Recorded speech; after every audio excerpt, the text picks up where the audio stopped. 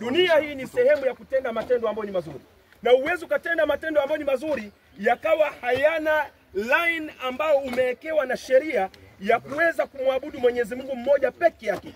Kwa hivyo ina maana unaweza ukatenda matendo mazuri hapa duniani yanayofahamika kama kufanya kheri, kupeana sadaka, kusaidia maskini, kuchimba visima na mengineyo, lakini kuna kitu kimoja muhimu ambacho ukipate ni lazima umkubali Mwenyezi Mungu mmoja peke yake. Ukishamkubali Mwenyezi Mungu mmoja peke yake, hiyo ndio passport ya wewe kukufikisha barzakh kwenye maisha mazuri na kuingia paradise, kwa sababu umetenda matendo ambayo ni mazuri. Mimi nimetaka kutoa machache haya kwa sababu wazungumzaji hapa leo ni wengi na mashekhe ni wengi, lakini afwan, ningependa kuna ndugu yangu nimekuja na yeye. Kuna nukta ndogo aweze kuizungumza kuhusiana na al-akh, bila ile kazi ilikuwa kiifanya na muamala ambao ulikuwa tuko naye sisi wahadhiri wote wa Kenya, kwa yale ambayo tulikuwa tunashirikiana. Na muomba al-akh Abu Lukman aweze kuchukua fursa kama hiyo, kisha tumalizie na dua hiyo. Fanya tafadhali mashkura. Assalamu alaykum wa rahmatullahi wa barakatuh. Alhamdulillah, salatu wassalamu ala rasulillah sallallahu alayhi wa sallam. يقول الله عز وجل: كل نفس ذائقة الموت ثم إليه ترجعون. ويقول الله عز وجل: كل نفس ذائقة الموت ونبلوكم بالشر والخير فتنة وإلينا ترجعون. وقوله تعالى: كل نفس ذائقة الموت وإنما توفون أجوركم يوم القيامة فمن زحزح عن النار وأدخل الجنة فقد فاز وما الحياة الدنيا إلا متاع الغرور. Ayuha nas, nafasi hii si kwa sababu ya chochote, isipokuwa ni kwa sababu ya muda mchache ambao nimemjua ndugu yetu Yusuf Wambugu. Ushahidi wa mazuri ya mtu unafaa utoke kwa ambao wamemjua muda mrefu na ambao wamemjua kwa muda mchache. Ndugu yetu, hizi aya ambazo nimezisoma, aya 3, kullu nafsin dha'iqatul maut, Allah anasema hakika kila nafsi itaonja mauti. Thumma ilaina turja'un, kisha kila mmoja atarejeshwa kwa Allah. Allah akasema tena, kullu nafsin dha'iqatul maut, kila nafsi itaonja mauti. Wanabluukum bisharri wal khairi fitna, na tutawaonja, tutawapa mitihani kwa khairi na kwa shari, iwe kwenu ni mtihani. Wa ilaina turja'un, mwisho mtarudishwa kwa Allah subhanahu wa ta'ala. Aya 3, Allah subhanahu wa ta'ala akasema kullu nafsin dha'iqatul maut, kila nafsi itaonja mauti. Wa innama tuwaffawna ujurakum yawmal qiyamati, si vinginevyo bali kila mmoja atapewa malipo yake siku ya kiyama. Faman zuhziha anin nar, yote ambaye ataokolewa akatolewa katika adhabu ya moto wa jahannam, wa udkhila aljannata, na akaingizwa katika janna, faqad faza, huyo ndiye amefanikiwa, ndiye ambaye amefaulu. Wamal hayatu dunya illa mata'ul ghurur, na hayakuwa maisha ya dunia illa mata'ul ghurur. Ndugu zangu katika imani, ndugu zangu katika ubinadamu, unataka mfano upi unaokuonyesha maisha ya dunia hayana thamani zaidi ya hapa ambapo ndugu yetu tumemweka? Nina uhakika katika umri ambao ameishi, iwe ni miaka 40, iwe ni miaka 50, iwe ni 60, haijawahi tokea siku hata moja akaondoka nyumbani kwake akaja hapa kupumzika na kupigwa na jua. Hata siku moja. Sina record, lakini mnaweza mkawa ni mashahidi. Haikuwa hapa ni kivuli chake aje kupumzika. Hebu tasawari, sisi inaonekana hatuna akili. Ndugu yetu ambaye tumempenda, ndugu yetu ambaye sisi tunapata habari ni saa 2 usiku tuko Mombasa, saa 5 tuko stage tunapanda gari kutoka Mombasa, na tumefika hapa saa 2:30. Kwa sababu gani? Kwa sababu ya ndugu yetu. Lakini ni upendo upi ambao tunampenda ikiwa tumemweka hapa? Naomba mnifahamu vizuri, na maanisha mjue dunia si chochote si lolote. Mashindano ambayo watu wako nayo, mashindano ya mali, mashindano ya elimu, mashindano ya vyeo, yote mwisho yatamezwa na mchanga. Na hakuna mtu ambaye anachaguliwa mchanga mzuri. Hakuna kabisa. Hakuna siku kaburi inachimbwa ikaonekana iko na mawe mengi tukasema tuiache. Hakuna siku kaburi imechimbwa ikaonekana iko na mchanga mzuri wa kujengea tukasema tuiache mchanga tutautumia. Hakuna siku kaburi imechimbwa tukaonekana kwamba huko yawezekana hapa labda kuna gold, tuache kuweka maiti tuchimbe gold. Kivyo vyote ikichimbwa ndivyo mtu anavyozikwa. Ndugu zangu, hii dunia inatufikisha wapi? Ni wapi ambako tunaenda zaidi ya kujikusanya? Nahnu min ma'in mahin, maji dhaifu, maji matwevu, maji manii ambayo sasa hivi wanaume wote wako hapa, awe ni mdogo ni mkubwa, hakuna mmoja mwenye ujasiri wa kuweza kuweka manii yake kiganjani sasa hivi. Hakuna mmoja ambaye anaweza akatoa sperms zake akaziweka kiganjani na akaweza kujiproud kwamba you see, mimi ndio mwanamume shupavu kabisa, angalia nimejaza kiganja. Hakuna hata mmoja. Na umo ndani ndio umeumbwa wewe na ndio nimeumbwa mimi. Tunaringa na nini? Tunajifakhiri na nini katika haya maisha? Wewe umetoka katika matundu ya mikojo mara mbili. Kaifa taghtar wa kad kharajta makhraj al-bawl marratayn. Unaringa nini na umetoka kwenye matundu ya mikojo mara mbili? Unaringa nini? Tasawwar, Allah subhanahu wa ta'ala anataka kukuonyesha kwamba wewe binadamu si kitu. Allah subhanahu wa ta'ala angetaka akina mama wajifungue kupitia midomoni, isingeshindikana. Singeshindikana. Mwanamke anakaa ni mjamzito, siku ya kujifungua anatapika, isingeshindikana. Lakini umetokea wapi wewe? Tasawwar, sehemu umetoka ni aibu mpaka kuitaja. Sehemu umetoka ni aibu hata kuzungumza mbele ya watu. Wewe unaringa nini katika hii dunia? Ndugu zangu, huyu ndugu yetu ameweka record ya mema, na Mtume sallallahu alaihi wasallam antum shuhadaullahi fil ardh, nyinyi ni mashahidi wa Allah katika ardhi. Ushahidi ambao sisi tunautoa na tunamuomba Allah subhanahu wa ta'ala au jalie uwe ni waheri na uwe ni ushahidi wa kweli. Amin. Tumemjua ndugu yetu ni mtu mwema. Na ukijua mtu ni mwema, ina maana unatosheka na wema unaojua. Hakuna nafasi ya kuchunguza ni madhaifu yapi anayo na ni mabaya yapi anayo. Binadamu achunguzi mabaya kwa sababu binadamu ni mbaya kabla kuchunguza mabaya yake. Nirudie tena. Binadamu ni mbaya kabla hajachunguzwa mabaya yake. Sasa unachunguza nini?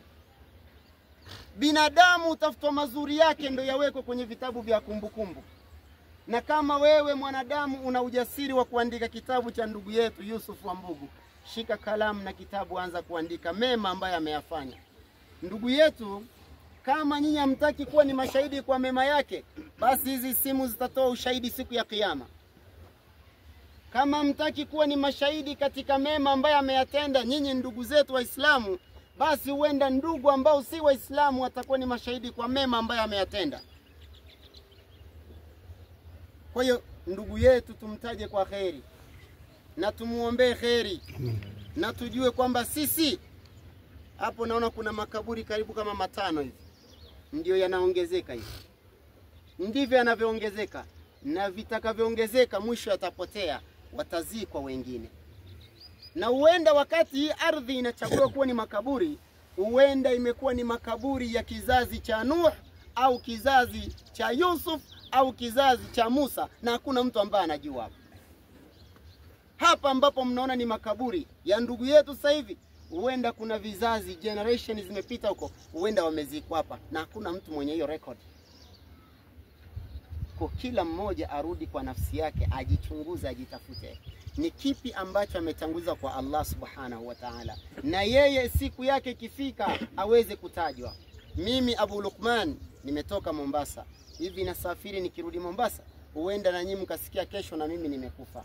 Na waomba kwa ajili ya Allah, njooni mkahudhurie mazishi yangu kama ambavyo mmekuja na tumekuja katika mazishi ya ndugu yetu Inshallah. Na nimesema mimi nimejitoa mfano nife mimi.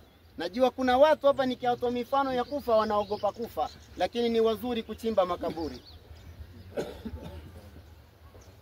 Tutambuane tungali hai, tutambuane tukiwa tumekufa.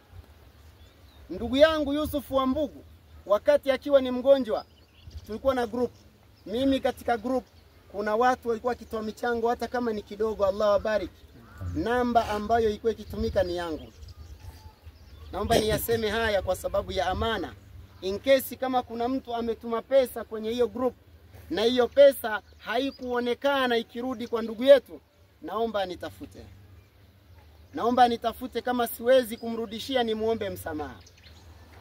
Lakini mjue akhiruna turab, mwisho wa safari ni kwenye mchanga. Man lam yamutu bisayfi mata bighairihi, ambaye hakufa kwa panga mata bighairihi, atakufa kwa sababu nyingine. Taaddadatil asbabu, sababu za kifo ni tofauti. Wal mautu wahidun, lakini mauti ni haya, mauti ni mamoja. Mimi sina mengi, kama ndugu yangu chairman atamuita mwingine, naomba mnisamee wazee wangu ambao mmefanya kazi ya dawa kabla yangu. Naomba mwingine mwenye nila kusema karibisha. Inshallah kuna mzee wetu. Naam. Assalamu alaykum wa rahmatullahi wa barakatuh. Afwan, sitaki nirefushe kwa sababu kuna mashekhe ambao wana haki sana ya kuongea kulikoni mimi hapa. Lakini kwa muda ambao tumeweza kujuana na ndugu yetu Yusuf Wambogo kuanzia 2010, sauti. Kuanzia 2010 tumekutana Meru, na binadamu hakosi madhaifu yake na hakosi mema yake. Hii ni muda tu wa kusema mema ya ndugu yetu bila ya kusahau kama Mtume sallallahu alayhi wasallam anapotufundisha, innal mayyita idha wudi'a fi qabrihi innahu yasma'u afqani alihim hina yuwalluna an. Huyu hapa alipo anasikia namna tunapotembea vishindo vya viatu vyetu, anajua hapo walipo anafahamu kila kitu. Anajua kwamba Abubakar yuko hapa, anajua kwamba Hassan yuko hapa, na Mungu amemjalia uwezo wa kusikia viatu vikisonga tu anajua huyu ni fulani bila kumuona. Kwa hivyo kila ambacho tutakachokifanya, ndugu yetu ameondoka duniani ghafla, na sisi wote ni wa kuondoka duniani, hakuna atakayebakia. Kuna majabari wanaopiga chini wanajionyesha wao ni wanaume hapa duniani, lakini mwisho wao ni mchanga. Minha khalaqnakum wa fiha nu'idukum wa minha nukhrijukum taratan ukhra.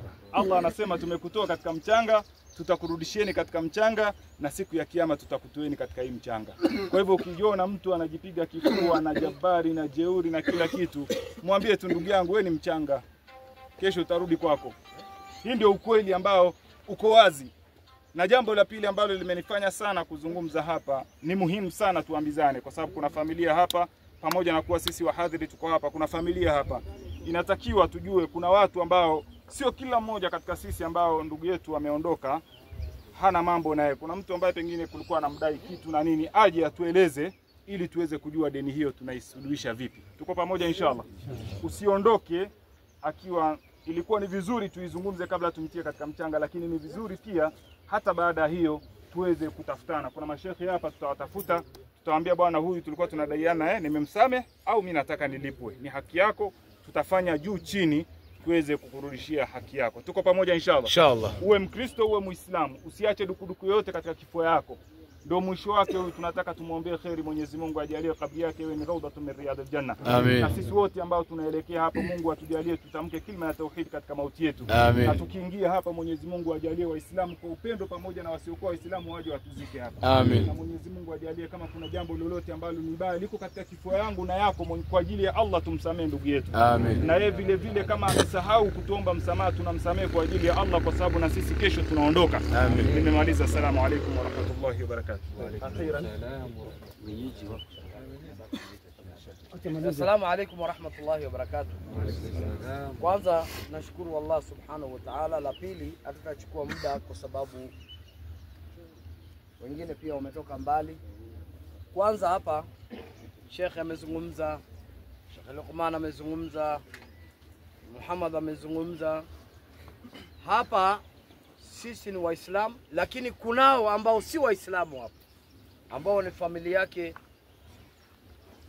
marhum. Hawa ambao si Waislamu ambao wako hapa wajue ya kwamba Mwenyezi Mungu ni Mungu mmoja, na huyo ndio anastahili kuabudiwa. Na ukiwa Muislamu, jinsi ya kuzika ndio hivi. ndugu yetu alifariki, Allah alimchukua, hatukumkalisha, bali tulitoka masafari mbalimbali tukakuja na tukamzika saa hiyo hiyo. Hakuna cha kukaa mochari sijui mwezi 3 mwezi ngapi. Kwa hivyo wale wako hapa, hule ambaye anataka kuwa Muislamu, shekhe yuko hapa, msikiti yuko hapa, na kuwa Muislamu ni kusema tu ashhadu an la ilaha illa Allah wa ashhadu anna Muhammadar Rasulullah. Yani unakiri kwa moyo na kutamka kwa ulimi ya kwamba hapana mola mwingine apasaye kuabudiwa isipokuwa Allah, na Muhammad sallallahu alaihi wasallam ni mtume wa Mwenyezi Mungu. Wewe ni Muislamu. Bas, hakuna mambo ya kupelekwa huko kwa maji, sijui kubatizwa, unaweza kufa huko tena ukawekwa kwa sanduku. Kwa hivyo afadhali uletwe uwekwe kwa sanda kama vile Yesu aliwekwa inshallah. Nafikiri Sheikh Adam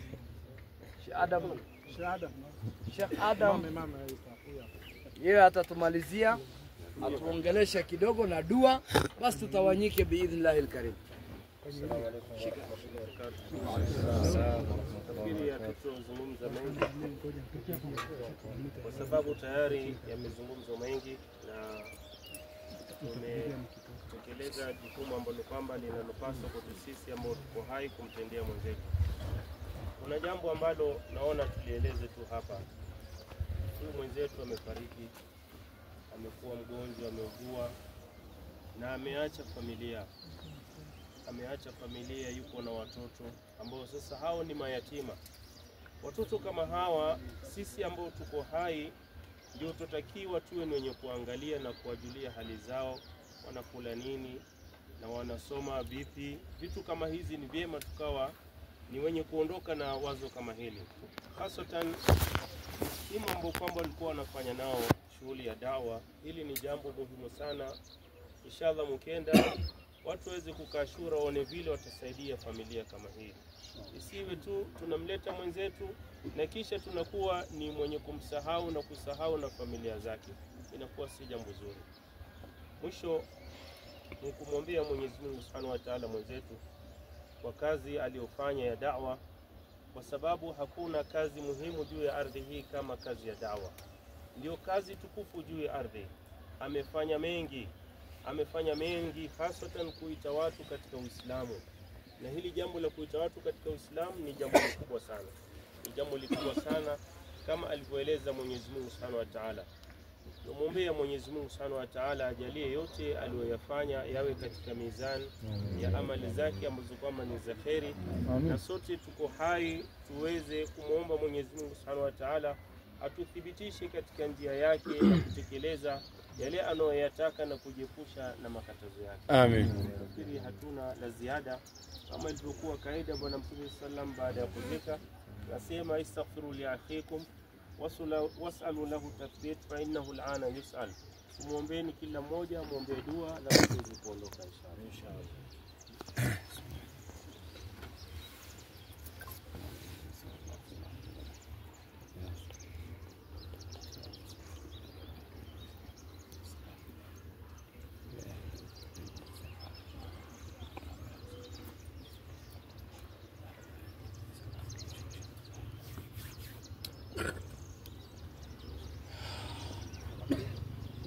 Bismillah.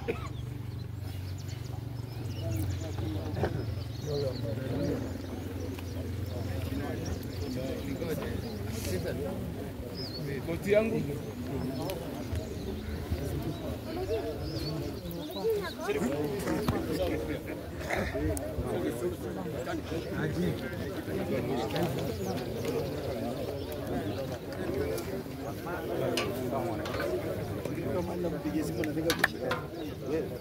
Soka.